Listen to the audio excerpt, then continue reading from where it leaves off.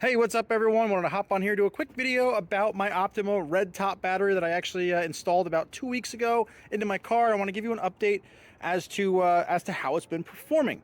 So first off, the reason why I went with the Optima batteries, I had another battery that was a lower end. It was kind of a cheaper battery when I first bought the car a couple months ago. I just wanted to get it running, get it on the road. But that battery ended up dying on me because it got so cold up here in northern Pennsylvania, and it was struggling to turn the engine over every time we got in, and eventually got to the point where like I was having to jump it every time I got in the car. So I decided to just bite the bullet, get the Optima, get the name brand battery, and I couldn't have been happier. First off, this is a little slightly different.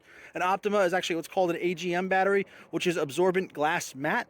Essentially, on a standard car battery, you've got water inside of lead acid, and it kind of makes the battery. And if you kind of jiggle a regular car battery, you'll hear all the water sloshing around. Now, this is actually different. There is no liquid inside of this. Well, there's no flowing liquid. If you see here how Optima has kind of this little like cylinder 6-pack shape, what that is there's actually a fiberglass mat soaked in battery acid wrapped around all of the cells, and that's where you get your power from. As a result, you never really need to maintain the battery. And it also is very resistant to inclines and vibrations, and it's a very durable, very tough battery. And Optima does put, I think this is 850 cold cranking amps. This is the highest cranking amps that you're going to get, so you're never really going to struggle to start the car. And this is actually the side terminal version. If I had the top terminal version, it would be you'd see these little cutouts here. They would have the terminals coming out that way.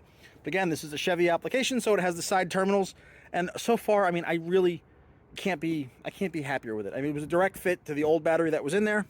They did give you this little adapter here because again, Optimas have that little like rounded shape. The other piece was just flat. It didn't come around the curve. So that is going to be in the box. Make sure you don't throw that out, that little clip. But overall, again, I'm solid. Yeah, here it is, 800 cold cranking amps. So it's right through there. And this is, again, I'm happy with it. It's actually not the first Optima I've put in a car. Whenever I can, if I start having battery issues, I throw in one of these, and it generally, those issues always go away. So overall, it was an easy install on this car, but I'm very glad that I put it in. Hey, real quick, if you like what you see in this video and you want to purchase one for yourself, I've left links to everything here in the description. And if you want more no-nonsense, no BS product reviews, be sure to like and subscribe to the channel and hit the bell so you don't miss one.